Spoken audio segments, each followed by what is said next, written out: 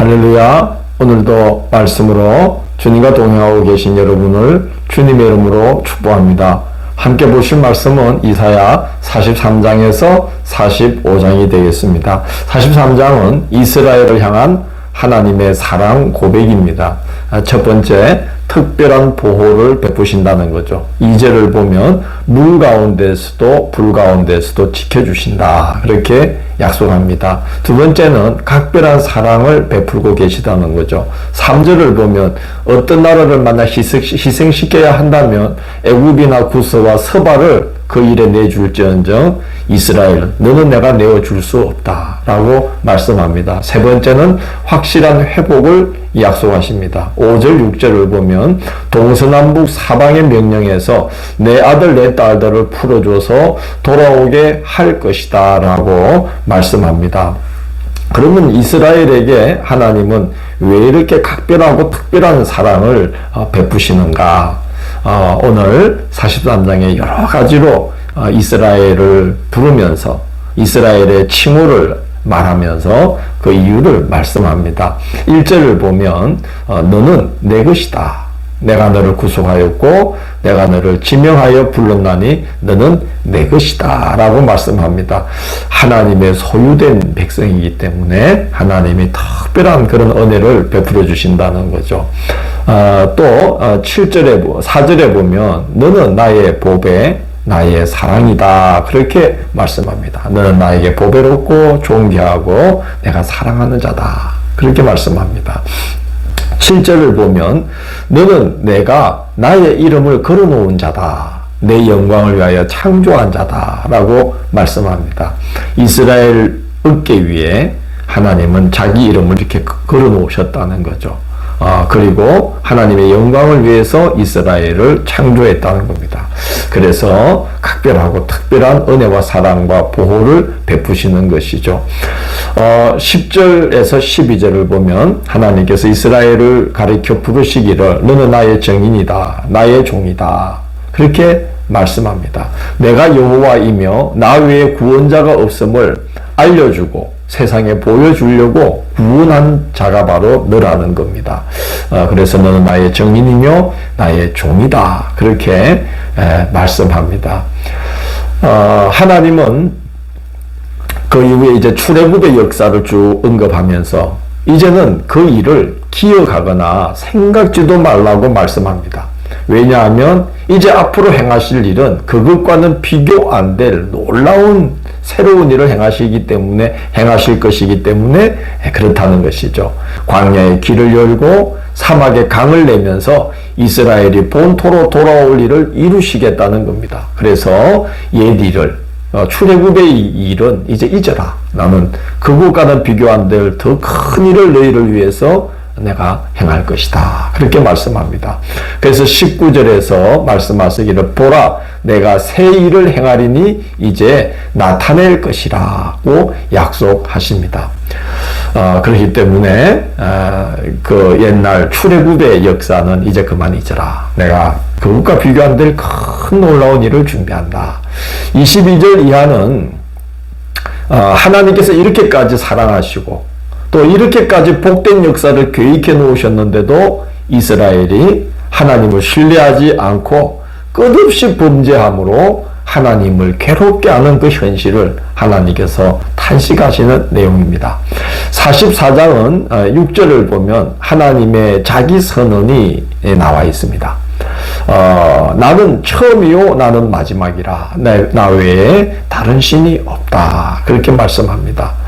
우상과 비할 수 없는 참 하나님이시다는 것이죠. 그럼 하나님은 왜 이렇게 자기 선언을 하시는가?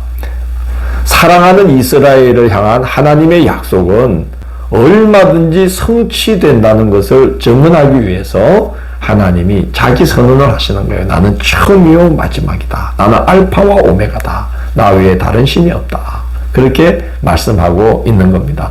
2절에서 하나님은 이스라엘을 가리켜서 나의 택한 여수루나라고 이스라엘을 부르십니다. 여수루는 어려운 자라는 뜻입니다. 전혀 이스라엘과 어울리지 않는 이름이죠. 어렵지 않은 이스라엘인데 하나님은 그 이스라엘에게 소망을 두고 기대를 갖고 그렇게 불러주시는 겁니다. 또 그렇게 세우실 것을 약속하고 계시는 겁니다. 그래서 그 허물 많고 죄 많고 완고하고 목이 곡기가 이루 말할 수 없는 이스라엘을 가리켜서 하나님은 나의 여수르나 하면서 나의 어려운 자야 하고 불러주십니다. 참 하나님은 그렇게 불러주실 정도로 이스라엘을 사랑하신다는 거죠. 우리도 마찬가지로 그렇게 사랑해 주시는 것입니다. 그래서 3절을 보면 목마른 자에게 물을 주어 마른 땅에 시내가 흐르게 하고 나의 영을 내 자손에게 그리고 나의 복을 너의 후손에게 부어주겠다고 약속하십니다. 하나님은 알파와 오메가가 되시고 처음과 끝이 되시는 분이기에 그 약속을 완전히 성취하실 수가 있습니다. 그리고 이제 우상의 실체에 대해서 말씀을 합니다. 아주 재밌는 이제 그 이야기를 하십니다. 자, 어떤 사람이 나무를 심고 키운다는 거죠. 그래서 그 나무가 자랐는데 그 나무의 절반을 딱 잘라서 장작으로 땔감으로 쓰면서 그 땔감을 만들어 놓고 거기에 불을 지펴서 이제 고기도 구워 먹으면서 나머지 절반으로 가정한 우상을 만들어 놓고 그 나무 토막에 절을 하면서 굴복한다는 거예요. 거기에 자기 운명을 건다는 거예요. 이게 말이 되느냐는 거예요. 그걸 만든 사람이 만든 것에 머리를 숙이고 그것에 굴복한다는 게 이게 말이 안 된다는 거죠. 18절에서 보면 하나님은 사람들이 그런 우상숭배에 빠지는 이유를 말씀하십니다. 그들의 눈이 가려져서 보지 못하고 마음이 어두워져서 깨닫지 못하기 때문에 그렇게 허무한 것에 굴복한다 하는 말씀을 합니다. 그러면서 놀라운 일을 약속하시는데요. 22절을 보면 첫 번째, 이스라엘의 죄와 허물을 내가 용서하겠다. 그렇게 말씀합니다. 26절에서 28절을 보면 이스라엘이 본토로 돌아와서 예루살렘과 성읍들을 다시 중건하고 성전을 재건하도록 하나님이 명령을 내리시겠다는 거예요. 그냥 하나님께서 예루살렘이 복구될 것이며 그렇게 명령하신다는 거예요. 성읍들이 재건될 것이며 복구한다, 명령하신다는 거예요. 그 성전이 다시 재건될 것이며 라고 명령 내리신다는 거예요. 하나님께서. 그리고 고레스 왕을 도구로 사용할 것을 명령하시며 길을 열어주신다는 겁니다. 하나님께서 중건하라, 재건하라, 복구시키라, 길을 열라 명령하시면 안 될 일이 없다는 거죠. 천하만물과 역사를 홀로 주장하시는 하나님이요 처음과 나중이 되시는 분, 이를 행하시며 일을 이루시고 일을 성취하시는 하나님이시기 때문에 그가 시작하시고 그가 끝을 맺으신다는 거예요. 그래서 하나님의 이 명령이 주어지기 때문에 의심하지 말고 처음과 끝이 되시는 하나님을 믿고 신뢰하라는 것입니다. 45장은 고레스 왕을 하나님의 도구로 사용하시는 그 하나님의 주권과 놀라운 지혜에 대해서 이런 반문을 못하도록 하나님께서 변정을 하십니다. 하나님께서 고레스에게 권능을 주신다는 거예요. 그래서 열국이 그의 앞에 항복하게 하신다는 거죠. 두 가지 이유로 그렇게 하시는데 첫 번째는 그를 세워서 사용하시는 이가 바로 여호와 하나님이심을 만민이 알게 하려고 그렇게 하신다는 거죠. 3절을 보면 이 고레스를 향하여 이런 말씀을 합니다. 네 이름을 부르는 자가 나 여호와 이스라엘의 하나님인 줄을 네가 알게 하리라. 그러나 그가 모를지라도 하나님을 이제 그 하나님께서 그를 하나님의 계획을 성취하는 일에 사용할 것이다 라고 말씀을 합니다. 4절 5절에 이제 그 말씀이 나와 있죠. 너는 나를 알지 못하였을지라도 나는 내게 칭호를 주고 너는 나를 알지 못하였을지라도 내가 네 뜰을 동일 것이다. 그래서 너의 허리를 탁 동여서 열국을 다스리며 정복하게 할 것이다. 너는 나를 모를지라도 나는 너를 나의 계획에 그렇게 나의 계획을 성취하는 일에 너를 쓸 거다. 그래서 이제 고레스가 그렇게 열국을 신속하게 정복해 나갈 수 있게 되는 것이다 라고 말씀하는 겁니다. 두 번째, 하나님께서 이제 그 고레스를 쓰시는 이유는 그를 통해서 이스라엘 택한 자기 백성을 구원하시려고 그렇게 고레스를 세우신다는 겁니다. 13절을 보면 내가 공의로 그를 일으킨지라 그가 나의 성읍을 건축할 것이며 사로잡힌 내 백성을 값이나 갚음이 없이 놓으리라 말씀을 하십니다. 그리고 하나님 이런 말씀합니다. 왜 하나님도 알지 못하는 자를 하나님 사용하십니까? 왜 그가 폭력을 행사하게 하면서 하나님의 일을 이루십니까? 라고 불평을 한다면 그것은 질그릇 조각 중 한 조각 같은 자가 자기를 빚어 만든 자와 다투는 꼴이 아니겠느냐 그런 말씀을 하면서 오직 하나님만이 그런 일을 행하실 수가 있으며 오직 하나님의 지혜만이 사람이 이해할 수 없는 그런 큰 일들을 이루신다라고 말씀을 하면서 세상 만민을 향해서 하나님께서 나에게로 돌아오라 라고 호소하십니다.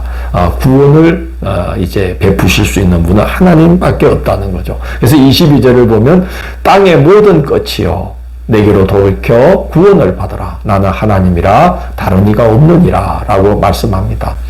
하나님께서 계획하시고 그렇게 명령하시면 하나님의 말이 그 입에서 나올 때에 그냥 헛되이 다시금 하나님께로 돌아오지 않고 반드시 그 말을 이루고 온다는 거예요. 반드시 말씀대로 성취된다는 거예요. 그게 23절의 말씀입니다. 내 입에서 공의로운 말이 나갔은저 돌아오지 아니하나니 내게 모든 무릎이 꿇겠고 모든 혀가 맹세하리라. 그런 일을 이루신 다음에야 하나님께로 그 말씀이 다시 돌아온다는 내용입니다. 알파와 오메가, 처음과 끝이 되시고 일을 행하시는 여호와, 일을 만들며 성취하시는 여호와, 그 여호와 하나님께 소망을 두고 살아갑시다. 때가 되면 그가 일을 시작하시고 그가 일을 끝내십니다. 성취하십니다. 그 하나님을 믿고 또 오늘 하루도 또 열심히 살아가시기를 바랍니다. 다음 시간 8월 2일 월요일은 이사야 46장에서 49장을 내가 너를 내 손바닥에 새겼고 라는 말씀으로 제목으로 말씀을 살펴보도록 하겠습니다. 오늘도 함께 해주셔서 감사합니다. 하나님의 일이 시작되고 진행되고 성취되는 걸 우리는 제대로 알 수 없을 때가 많습니다. 너무나 놀라운 모습으로 사람이 헤아리기 어려운 지혜로서 일을 이루어 가시기 때문에 우리는 알 수 없으나 하나님을 신뢰하고 나아갈 때에 하나님께서 알파와 오메가가 되셔서 일을 시작하시고 반드시 당신의 계획대로 성취하심을 믿습니다.